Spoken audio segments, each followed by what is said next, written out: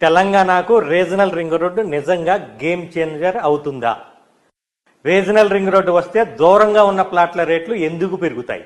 ఇప్పుడున్న real estate పరిస్థితుల్లో సామాన్యంగా ప్రతి చిన్న ఇన్వెస్టర్కి వచ్చే ఆలోచన ఇదే.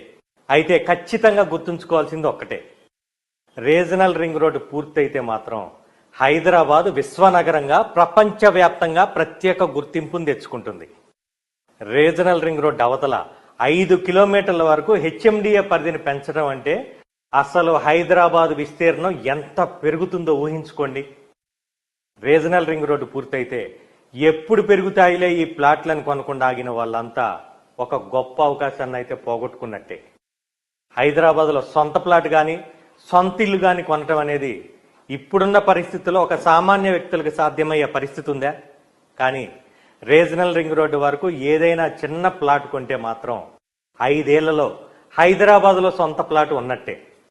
ముఖ్యంగా గుర్తుంచుకోవాల్సింది, రోడ్డు కనెక్టివిటీ పెరుగుతున్నప్పుడు ఏ ప్రాంత అభివృద్ధి అయినా జెట్ స్పీడ్తో పెరిగెడుతుంది. రీజనల్ రింగ్ రోడ్డు, ఔటర్కి మరియు రీజనల్ రింగ్ రోడ్డుకి మధ్యలో కనెక్టివిటీ రోడ్లు, రింగ్ రోడ్డుకు సమాంతరంగా రింగు రైలు ప్రాజెక్టు, ఇవన్నీ రియల్ ఎస్టేట్లో ఇన్వెస్ట్ చేసే వాళ్ళకి ఇప్పుడు వచ్చిన ఒక అద్భుతమైన అవకాశం. రోడ్డు కనెక్టివిటీ బాగున్న దగ్గర ఎక్కడ కొన్నా సరే వచ్చే 5 ఏళ్లలో ఊహించని తెలంగాణ